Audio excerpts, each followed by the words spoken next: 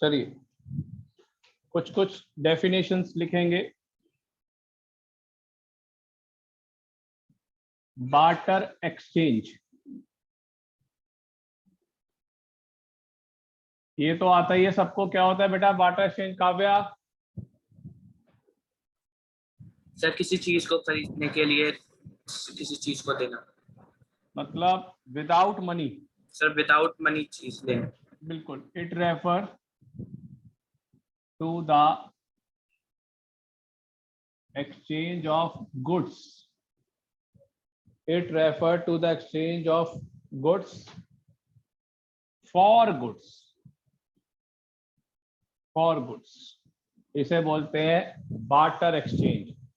एक गुड के बजाय दूसरे गुड को देना। दूसरा C-C इकोनॉमी और बार्टर इकोनॉमी।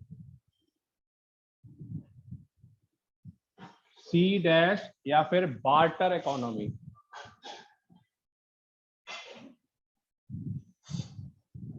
एंड सर आज मनी एंड बैंकिंग शुरू करा दिया? नहीं बेटे, थर्ड चैप्टर स्टार्ट किया मैंने अभी।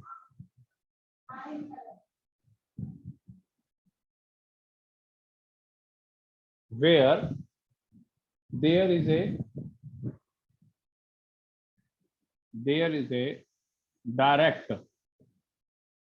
where there is a direct barter exchange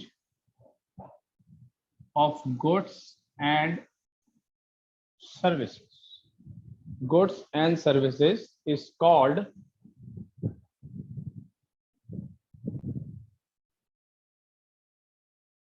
barter economy या फिर C-C इकोनॉमी। और C-C इकोनॉमी की फुल फॉर्म कॉमोडिटी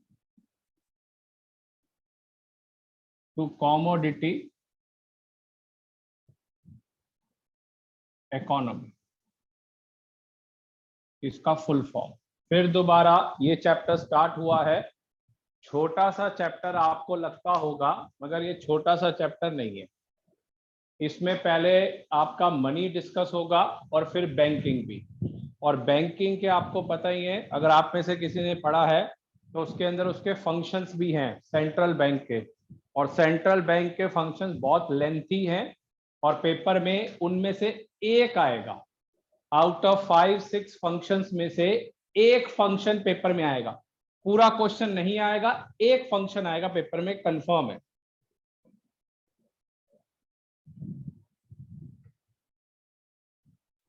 चलिए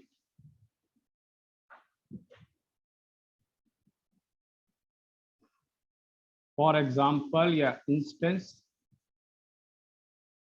a farmer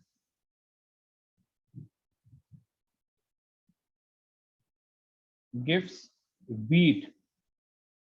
A farmer gives wheat and get a pair of shoes from shoemaker. shoemaker एक farmer wheat दे रहा है और साथ में एक पेयर ऑफ शूज ले रहा है। इस चीज को क्या बोलते हैं आयुष? Sir barter system.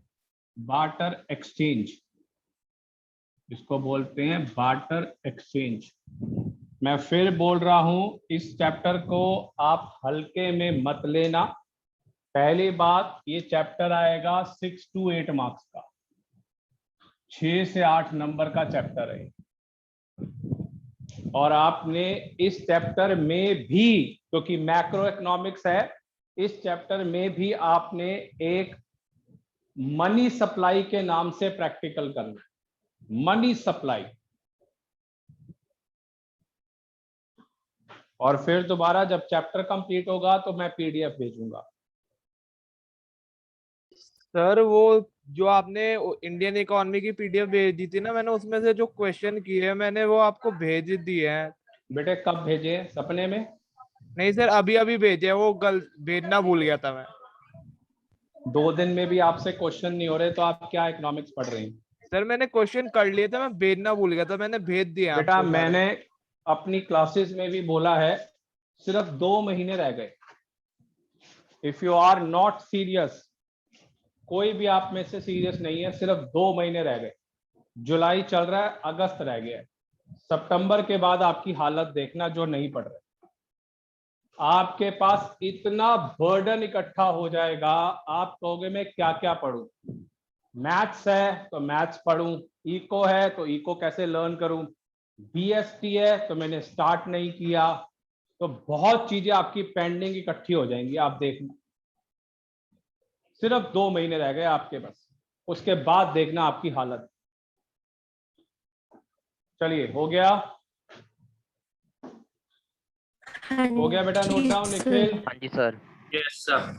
पहला बार्टर Yes. एक्सचेंज और दूसरा बेटा बार्टर इकोनॉमी। इसमें आपके जो है गुड्स और गुड्स दिए जाते हैं, इसमें गुड्स एंड सर्विसेज है इकोनॉमी के हिसाब से। और इसका एक एग्जांपल दे दिया, एक फार्मर वीट दे रहा है और pair of shoes shoe maker से ले रहा है, तो विदाउट एनी मॉनेटरी नहीं है, it is called barter exchange. चलिए थर्ड डेफिनेशन, तीसरी डेफिनेशन। पिछले चैप्टर में 11 डेफिनेशन हुई थी, अब थर्ड ये 3 होके करीबन 14 डेफिनेशंस हो गई हैं, 14। मगर वो इंडियन इकोनॉमी की थी। खैर मैक्रो में तो खैर हमें नहीं करना, बड़ा क्वेश्चन आएगा। Third, coincidence of wants. Coincidence of wants, एक एक पॉइंट, एक एक चीज पढ़ना है बेटा। It is often known as double coincidence of wants। Double coincidence of wants भी इसको कहा जाता है।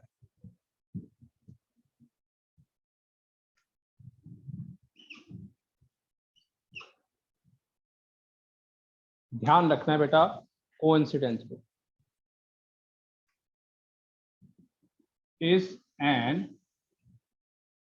economic phenomena, is an economic phenomena where the parties each hold, where the parties each hold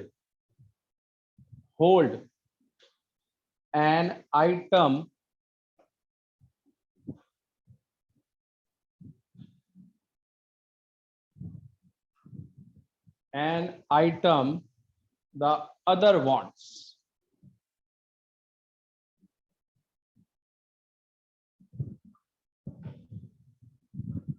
बेटा स्क्रीन क्लियर है, बता दीजिए। Yes sir. Yes, sir. ठीक है। हाँ जी sir. So they exchange these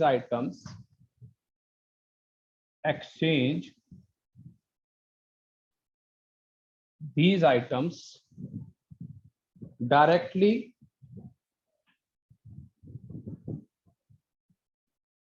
without any monetary medium, without any monetary medium. Ayush ये वाला point तो तेरे को पता होगा बेटा, पहले तो पढ़ चुका है Yes, स्कूल sir. में। Yes sir. इसे डबल कोइंसिडेंस कहते हैं। जैसे मैंने अभी एक एग्जांपल भी लिखा था, एक फार्मर वीट दे रहा है और उसको शूज चाहिए एक शू मेकर से। तो ये एक कोइंसिडेंस हो गया कि शू मेकर को भी व्हीट चाहिए था, तो ये कोइंसिडेंस जिसको बोला जाता है double coincidence of wants. Sir तो ये Double बार्टर coincidence। एक्सचेंज का ही वो हो गया ना पार्ट एक। बिल्कुल वही जो बार्टर एक्सचेंज के जो आप लिमिटेशंस लिखेंगे उसी का ये एक टाइप बन गया, मगर अलग से भी आपको बेटा डेफिनेशन पता होनी चाहिए, ठीक है। Yes sir.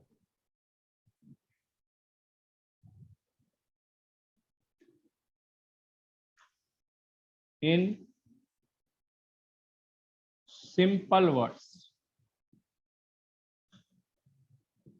सिंपल वर्ड्स में भी लिखिए कोइंसिडेंस को,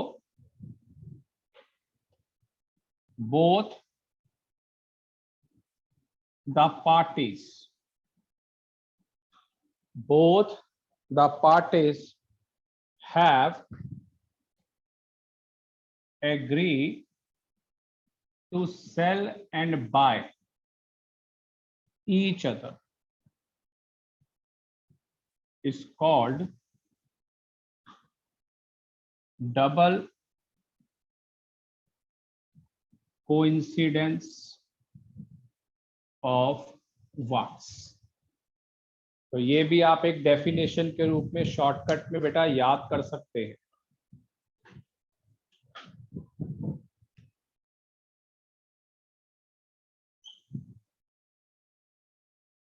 एक शॉर्टकट में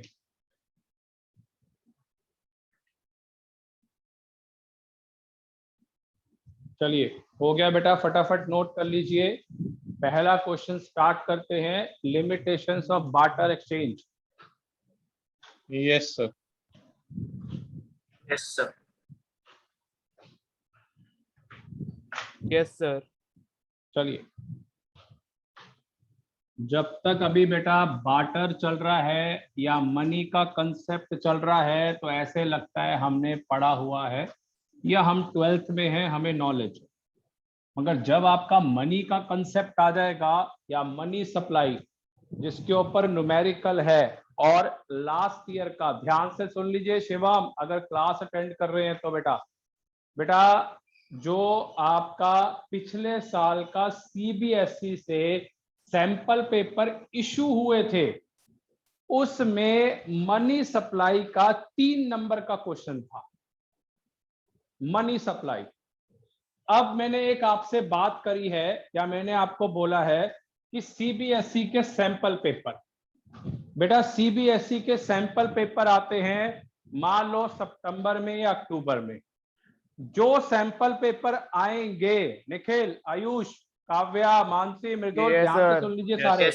बेटा जो सैंपल पेपर आएंगे 2-2 हर सब्जेक्ट के विद आंसर, उसमें से कंफर्म 2 क्वेश्चन आते हैं। मैं फिर दोबारा बोल रहा हूं, कंफर्म 2 क्वेश्चन आते हैं, चाहे वो मैथ्स के आए, अकाउंट्स के आए, इको के, बीएसटी के, इंग्लिश के।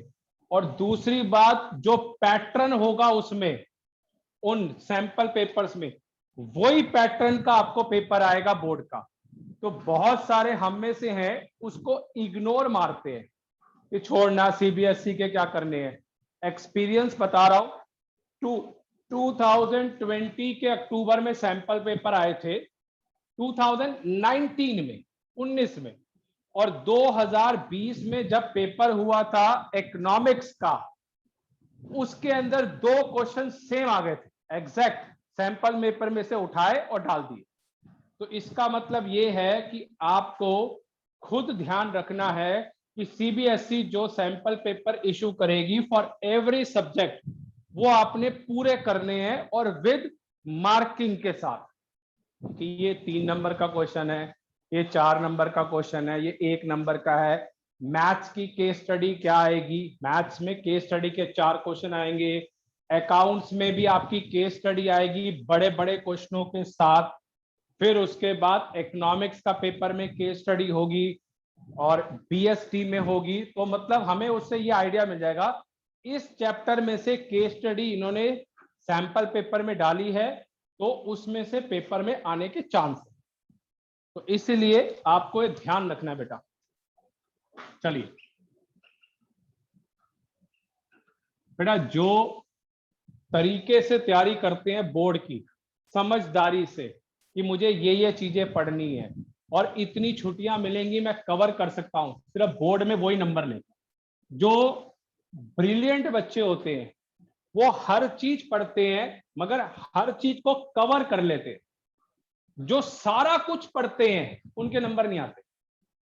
सब कुछ पढ़ लिया, रिवीजन का टाइम ही नहीं है, उनके नंबर नहीं आते। मगर एक होशियार बच्चा होता है, वो सोचता है यार मैं एक एक चीज कर लूं। अरे यार बेटा, हम भी पढ़ के आए, हमने भी एक एक चीज कवर की है, मगर उसको छोटा छोटा करो। ये नहीं कि सब कुछ ही, वो रिवीजन नहीं हो पाएगी, फिर वो टेंशन होगी, ये छूट गया वो छूट गया, रात को सो नहीं पाओगे, बहुत कुछ होता है। तो इसलिए आपने वो पढ़ना है कि मेरा उन दिनों में कवर हो जाए। Limitations of barter system.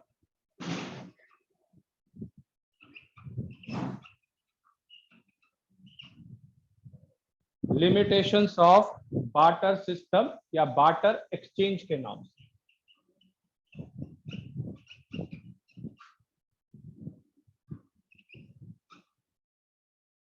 चलिए फटाफट नोट कर लीजिए।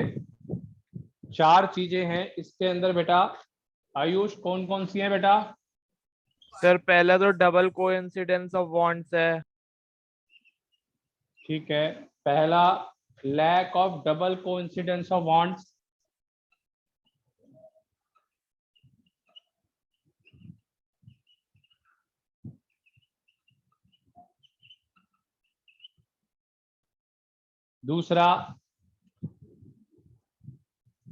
दूसरा बोलिए। Lack of common. Sir actually मेरे स्कूल में ये चैप्टर पेपर में तो कह रहे आ रहा है, पर टीचर ने अभी तक शुरू ही नहीं कराया है। Lack of common measure of value.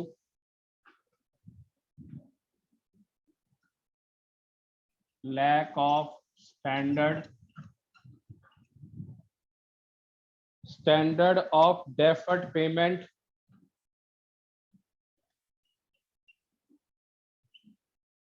Sir ma'am अभी तक नेशनल इनकम ही कराई जा रही है। बेटा मैंने भी तो महीना लगाया है, इतना कराया है, और अभी भी तुम्हारे को कॉन्फिडेंस नहीं होगा उसमें। वो चैप्टर ही ऐसा है, जस्ट लाइक अकाउंट्स की तरह, जितना मर्जी एक चैप्टर करा दो कॉन्फिडेंस नहीं आता। Lack of store of value, क्योंकि बेसिक बात है कि सारे के सारे ऑनलाइन पे, यही ऑफलाइन हो ना, सारे सीधे हो जाए।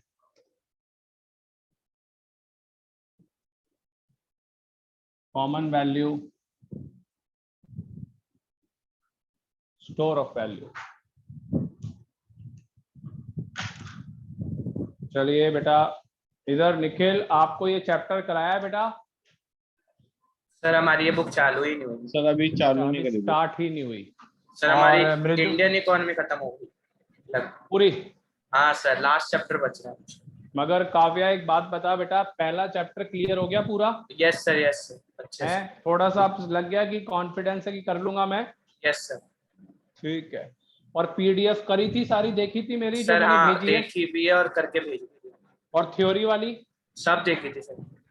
सही है ना? शॉर्टकट में लिखा Yes, हुआ है sir. सारा का सारा। यस निखिल तूने Sir. चेक किया था कि नहीं बेटा? सर देखे थे। चल ठीक है। हाँ आयुष बोल। सर उसमें से ना मेरे को 2-3 ट्रू फॉल्स के आंसर समझ में नहीं आ रहे थे, वो आप बता दोगे? ऐसा है बेटा, मैंने तुझे कहा था पहले आप भेजो, और मैं फ्री होता हूँ 9 o'clock के बाद, तो मैं उस टाइम देख सकता हूँ। या तो आप मुझे सुबह भेजो या 9 बजे के बाद। जो मिस्टेक्स होंगी मैं बता दूंगा, मगर मैं ऑनलाइन की क्लास में डिस्कस नहीं करूंगा, क्योंकि कुछ ठीक है चीजें सर। मैंने इग्नोर करनी है। ऑनलाइन में सब कुछ नहीं बताना। ठीक है सर ठीक है हाँ सर। जी, बोलो मृदुल। जो हमारा यूटी का पेपर है, तो जो स्कूल है वो कह रहा है जो आपका पेपर है वो 25 मार्क्स का होगा, और जो 15 मार्क्स है वो ओरल टेस्ट लेंगे, जो 10 मार्क है वो ऑनलाइन लेंगे वो एमसीक्यू टाइप में। बेटे देख मेरी बात सुन, ये 11th हाँ जी नहीं है, सर। ये 11th नहीं है। पहली बात तो माइंड से निकाल दे। दूसरी बात है, किसी के नंबर ऐड नहीं होने।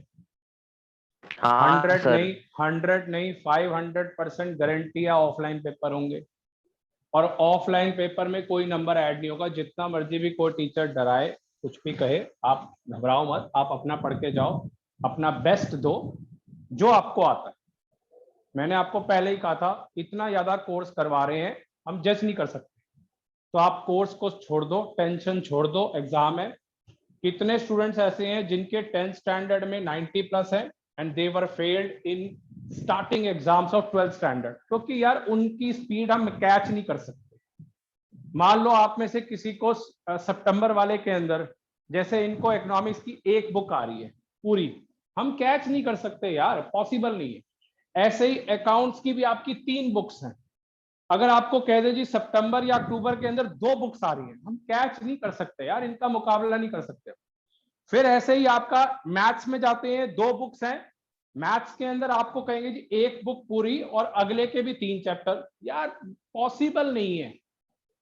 तो इसलिए स्ट्रेस मत लो, वेट अप टू अक्टूबर या सितंबर, whatever is the scorecard not to be considered even in this year।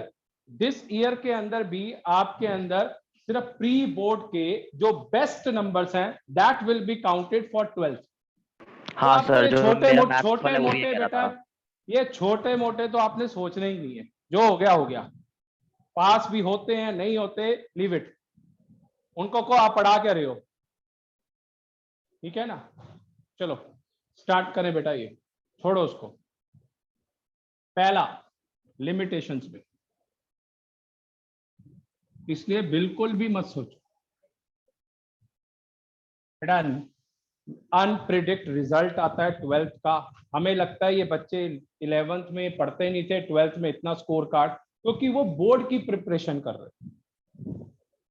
जो आप में से सबसे इंपॉर्टेंट बात सुन लो, बहुत इंपॉर्टेंट बात है, जो स्कूल की प्रिपरेशन कर रहा है, ये मेरा 25 साल का एक्सपीरियंस है, वो बता रहा हूं मैं, जो स्कूल की तैयारी कर रहा है उसके बोर्ड में नंबर नहीं आएंगे।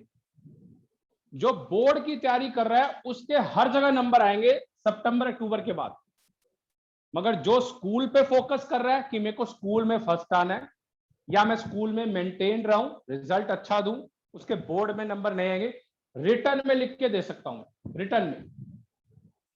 तो इसलिए आप बिल्कुल भी स्ट्रेस मत करिए, जैसा जैसा समझ आ रहा है आप अपनी क्लासेस करिए, अकाउंट्स करिए, इकोनॉमिक्स करिए, मैथ्स करिए, जो जो भी आपकी क्लासेस है आप उसको स्ट्रेस करिए, स्कूल का सोचो ही मत।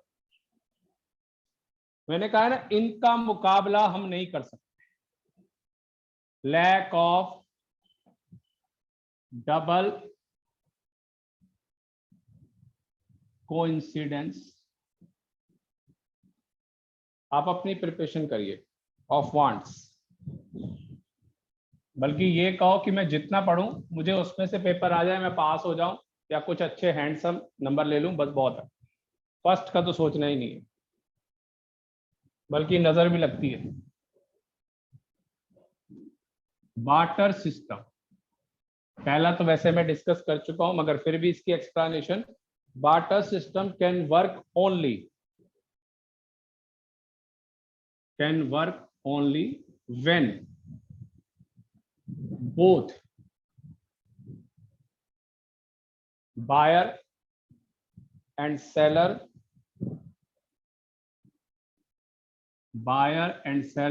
are ready, buyer and seller are ready to exchange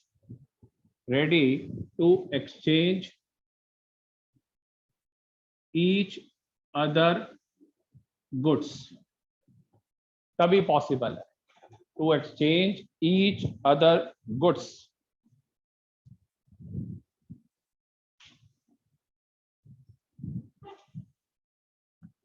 for example, a farmer, वही वाला same, a farmer gives wheat to shoemaker and shoemaker wants wheat wheat from farmer in exchange of a pair of shoes. This situation is called double coincidence of wants. Double coincidence of wants.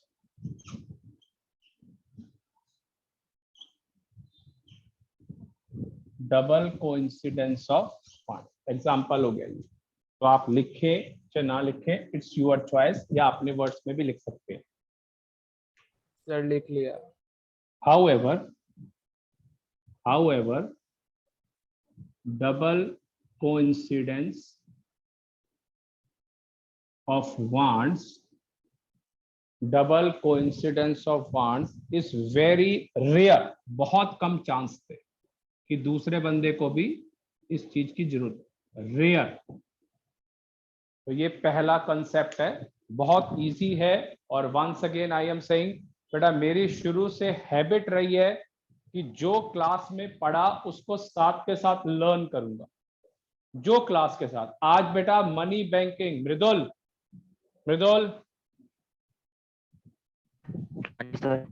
बेटा जब भी आपका जो हो, कुछ भी हो, कोई भी नई चीज स्टार्ट हो, एटलीस्ट एक आपके थियोरेटिकल सब्जेक्ट, चाहे वो बीएसटी हो चाहे इको, आज ही इसको पढ़ना, 2 बार सुनना या लिखना या देखना, आपको आज ही लर्न होना चाहिए. और फिर दोबारा आयुष 7 to 10 क्लासेस लगेंगी, चैप्टर हो जाएगा 7 से 10. Okay sir. और फिर ये मंथ स्टार्ट हुआ है, एटलीस्ट 2 चैप्टर या 2.5, 2.5 चैप्टर खत्म होने चाहिए इस महीने में, तो हमारा कोर्स अच्छे तरीके से होगा.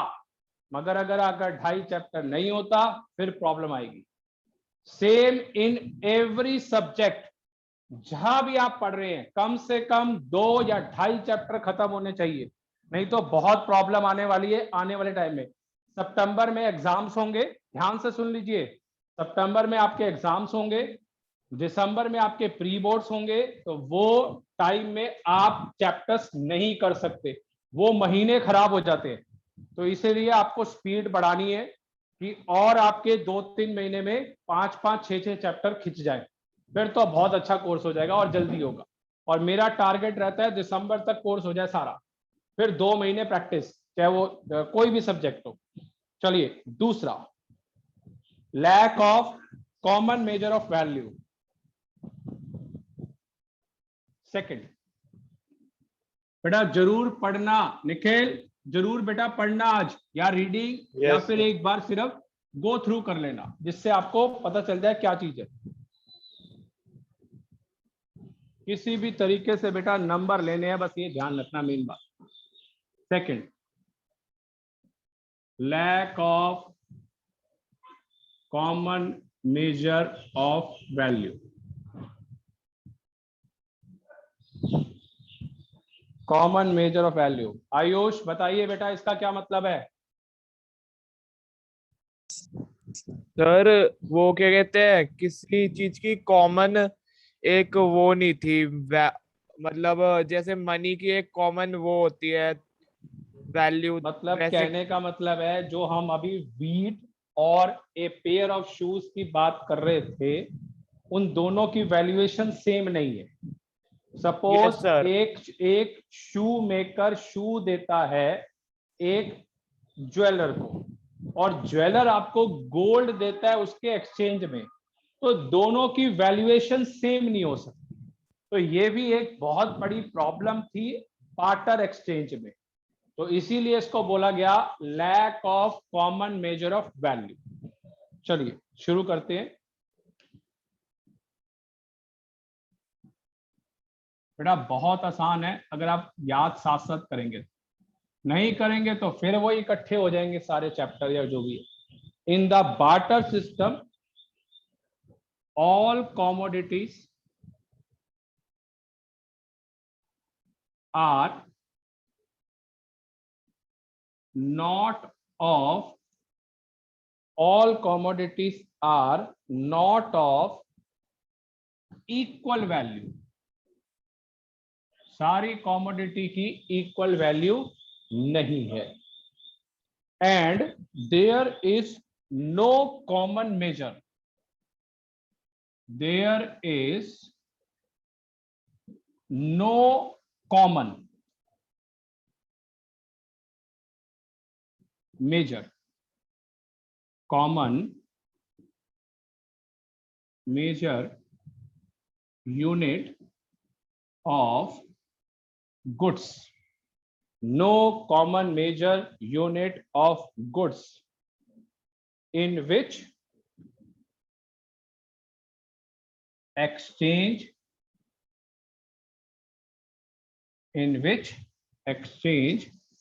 can be expressed.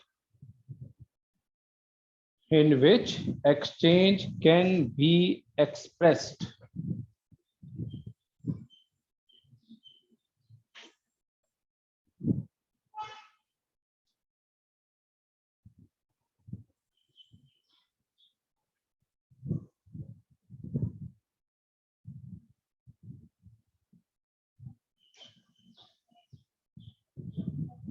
हो गया बेटा? Yes sir. Yes sir. हाँ जी सर. चलिए अब इसके अंदर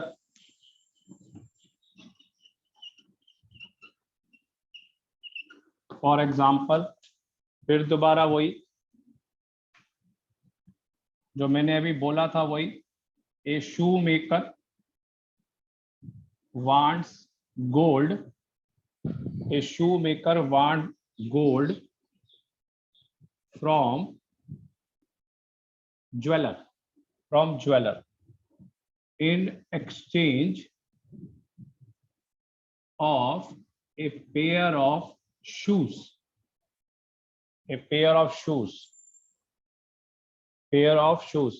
There is no common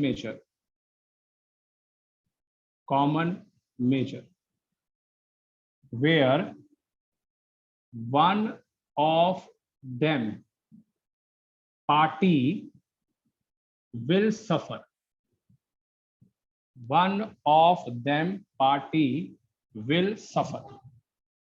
इन दोनों में से एक पार्टी सफर करेगी एक्सचेंज में बेटा. One of them party will suffer.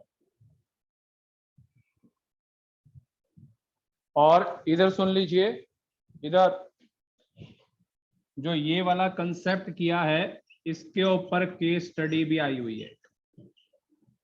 Case study आप पिछले वालों का ही कंसेप्ट नहीं कर रहे, मैं क्या कराऊं यार ऐसे. और मैंने बोला था आपको मल्टीपल चॉइस ये सब case study we will discuss, मगर ये इस ऑनलाइन की क्लास में डिस्कस नहीं होगा. मैं केस स्टडी ऑनलाइन में नहीं डालूंगा क्योंकि उसमें आप सबको नुकसान है. अलग से class even online but no recording.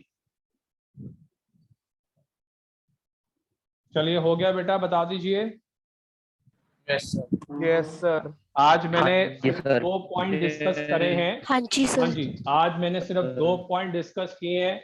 Barter system क्या होता है, बार्टर एक्सचेंज क्या होता है, या C&C इकोनॉमी जिसको बार्टर इकोनॉमी भी बोलते हैं. साथ में डबल कोइंसिडेंस का भी मैंने बता दिया, और साथ में यहाँ पे 2 पॉइंट करवाए हैं. एक डबल कोइंसिडेंस की लिमिटेशन और एक दूसरी लैक ऑफ कॉमन मेजर. और मैं फिर बोल रहा हूँ, आप मुझे इंडियन इकोनॉमी के आंसर्स भेजिए और उसके बाद फिर कोई क्लास होगी जिसमें रिकॉर्डिंग नहीं होगी और उसके अंदर हम we will discuss the answers, जितने भी आपके multiple choice, filling the blanks या whatever, and the case study. But no case study on online और no recording for this. Sir ठीक है? हाँ जी बोलो.